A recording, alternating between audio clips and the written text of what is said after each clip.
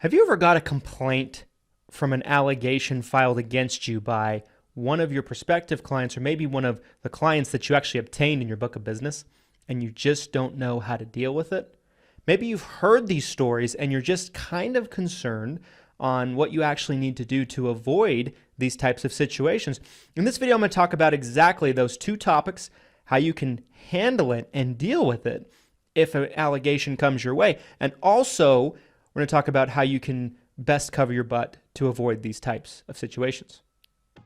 This video is sponsored by none other than Lead Heroes, you guys. Lead Heroes has got you covered when it comes to telemarketed leads and virtual staffing. On the lead side, whether it be Medicare supplement leads, final expense leads, turning 65 leads, they just got something for everybody. They can also actually have you plug in with one of their virtual staff members on the staffing side to where you can pay by the hour for one of their trained and very well vetted staff members to help you out in your business in a virtual assistant format.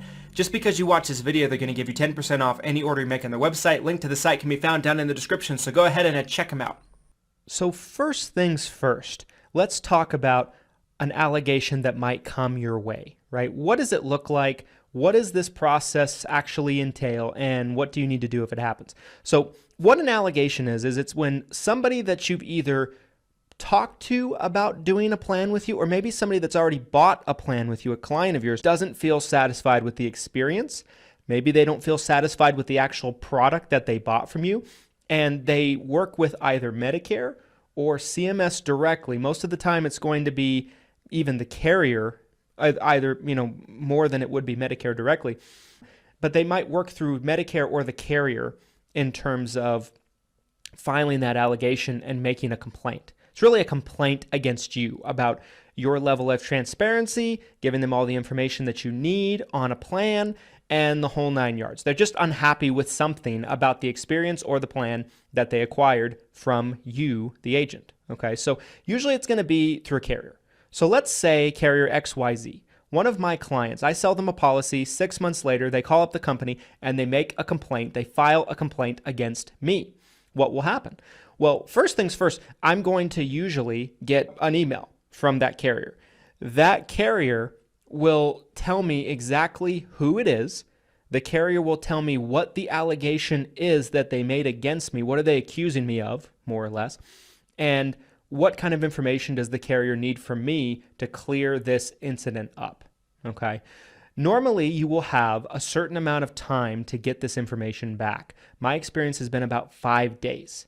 Okay, 5 days is usually a normal time frame, turnaround time that they want you to respond by. And if you do not, you're in danger of being terminated with that carrier and losing your contract. Sometimes this allegation might go directly through your FMO, and the FMO might reach out to you on behalf of the carrier. It's just going to kind of depend on the situation, the carrier, and how they do things. Okay, what are they typically going to be asking for?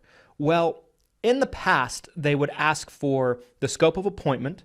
They would ask for a copy of the application, and they would want a response from you identifying what actually happened on the appointment and if what they're accusing you of really happened. More or less, they want your side of the story, okay? And usually you can send all this back through email. Now, with the new marketing regulations that took effect 10/1 of 2022 and some of the new call recording compliance rules, usually they will also want a copy of the call recording if it was a sale that was made over the phone, or maybe the appointment was made over the phone to go see them if you did it face-to-face. They're going to want a copy of those recordings as well. And on top of that, if you have a permission to contact form, a lead on the person that gave you the ability to reach out and call them, they're going to want information on that as well. So an example would be, let's say I got a direct mail lead and I use that direct mail lead to call somebody. This is a great reason as to why you should keep all the documentation possible on any application that you sell. I'm a big advocate for keeping a very, very detailed CRM. Having data and having as much information on the process, the application, and the encounter you had with that person is going to be your friend. So this kind of transitions into how you can cover your butt and prevent these situations from happening, and maybe even cover your butt so that way you're prepared if an instance like this was to pop up. Okay, so keeping the lead. If you had a lead card, for example, a direct mail card that came back to you, if somebody filled that out and sent that back in, you're going to want to take that card and keep it on the files in your CRM with the application, with the scope of appointment, and with the call recording, just like you would anything else. Because oftentimes when you have an allegation, they're going to ask for that as well these days. So you're going to want to have that. That is proof that you had permission to call them. They gave you permission by signing and filling out that card and sending it back into you. You had permission. So you have that card, number one, on file all the time. Make sure that you're recording your calls. You're getting your disclaimers right in the right times of the call. You're getting your scope of appointment and having that ready to provide. You're having the call recordings, like I said, and of course, make sure you're saving your applications. Now, some carriers, actually, it's not compliant with their rules and regulations to keep the application on file. Probably the biggest Medicare carrier there is has a strict requirement in their policy that dictates that you have to destroy those applications. That would be, starts with a U and ends with care. Most agents do not know that, but any other carrier that does not have that requirement, you're going to want to save that application in your CRM. So having data is going to protect you. Now, to answer the next part of this, how can you avoid this happening at all? The short answer is the best thing you can do is explain things very thoroughly. Leave nothing up for interpretation when you're in the appointment with the person. I know this might seem pretty simple and maybe kind of a duh thing. Do the right thing always, that kind of stuff. But make sure that you're being as clear and concise as you possibly can. Now, what I've always told agents is if you do this business long enough and you write enough policies and you work with enough clients, remember that we're dealing with seniors. We're dealing with people that are going to be forgetful. We're dealing with people that deal with dementia, Alzheimer's, memory issues that we can't even comprehend if you're a younger person like myself, right? So these are real challenges that no matter what you do on the front end, you cannot avoid. You can explain something perfectly 10 times in a row to somebody with a memory issue, and it still won't sink in. They still won't fully be able to grasp what's going on. So I've always said, because of these aspects that you have no control over, if you do enough business, eventually you will get an allegation. Now, I think if you're doing things properly, I'd say you should get one allegation for every 500 to 1,000 apps you write. So it's not going to be a recurring thing. It's not going to be something that's going to be a common thing necessarily, but I believe that they will happen.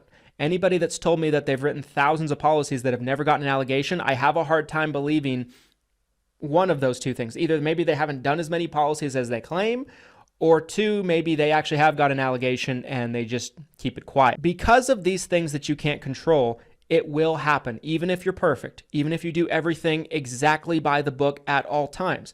So the best thing you can do to cover your butt is to keep your documentation as thoroughly as possible. Lead source, copy of the lead if you can obtain that, right? Scope, call recording, app.